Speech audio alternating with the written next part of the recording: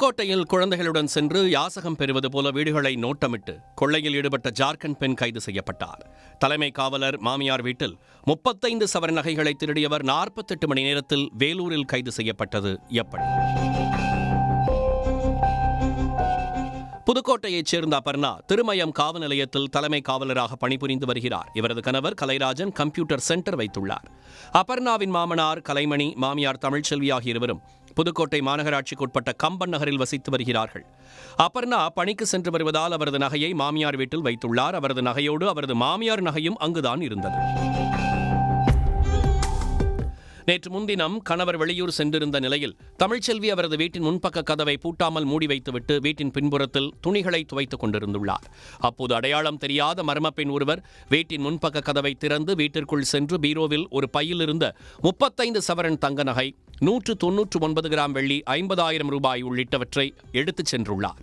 அப்போது வீட்டில் ஏதோ சத்தம் கேட்பதால் தமிழ்ச்செல்வி பின்புறத்திலிருந்து வீட்டிற்குள் வந்து பார்த்தபோது முன்பக்க கதவு திறந்திருப்பது தெரிய வந்தது.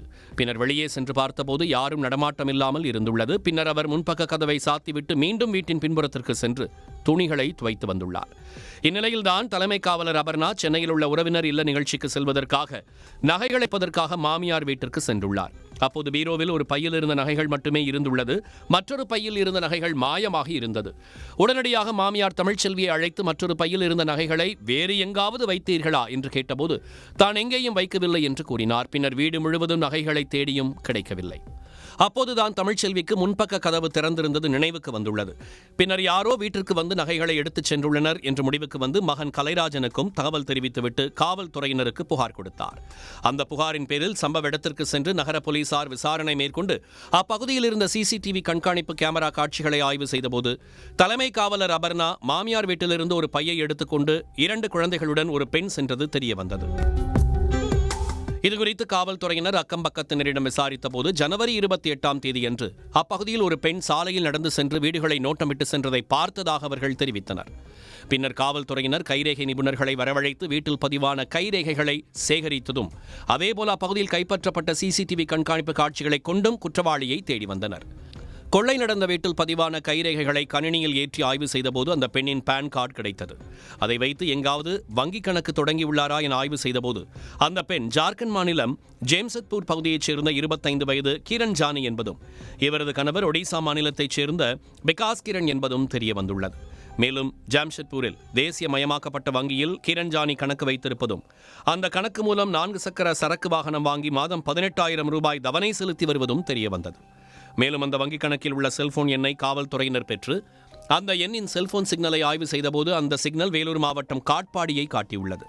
மேலும் அந்த நம்பர் கடந்த சில நாட்களில் பயணித்த பகுதிகளின் டவர் லொகேஷனை பார்த்தபோது திருட்டு சம்பவம் நடந்த அன்று புதுக்கோட்டைக்கு வந்து சென்றதும் தெரிய வந்துள்ளது. கிரண் ஜானிதான் இந்த கொள்ளை சம்பவத்தில் ஈடுபட்டார் என்பதை கண்டறிந்து புதுக்கோட்டை நகர போலீசார் வேலூர் மாவட்டம் காட்பாடிக்கு சென்று ஜார்க்கண்டைச் சேர்ந்த கிரண் ஜானியை கைது செய்து தலைமை காவலர் மாமியார் வீட்டில் கொள்ளையடித்த 35 சவரன் நகை, 199 கிராம் வெள்ளி, 50,000 பணம் ஆகியவற்றை மீட்டனர். பின்னர் கைது செய்த கிரண் ஜானியை புதுக்கோட்டை நகர காவல் நிலையத்திற்கு அழைத்து வந்து விசாரணை மேற்கொண்டனர். அந்த விசாரணையில்தான் பல்வேறு திடுக்கிடும் தகவல்கள் வெளியாகியுள்ளது. கிரண் ஜானிக்கு 3 குழந்தைகள் உள்ள நிலையில் குழந்தைகளை வைத்து பிச்சை எடுப்பது போல நடித்து வீடுகளை நோட்டமிட்டு வந்துள்ளார். எந்த வீட்டில் தனியாக வயது முதிர்ந்தவர்கள் இருக்கிறார்களோ அந்த வீடுகளுக்கு சென்று நகை பணத்தை நைசாக கொள்ளையடித்து செல்வதை வாடிக்கையாக வைத்துள்ளார். கொள்ளையடித்த பணத்தை தனது கணவருக்கு அனுப்பி அதன் மூலம் சொகுசு வாழ்க்கை வாழ வழிவகுத்ததும் தெரிய வந்துள்ளது. மேலும் தற்போது கைதாகியுள்ள கிரண் ஜானி மீது கேரளாவில் ஒரு வழக்கும், ஆந்திராவில் 2 வழக்குகளும், ஆவடியில் ஒரு வழக்கும் நிலுவையில் உள்ளது காவல்துறையினருக்கு தெரிய வந்துள்ளது. இதையடுத்து கிரண் ஜானியை நீதிமன்றத்தில் ஆஜர்படுத்தி சிறையில் அடைத்த போலீசார் அவரது 3 குழந்தைகளையும் கணவரிடம் காவல்துறையினர் ஒப்படைத்தனர்.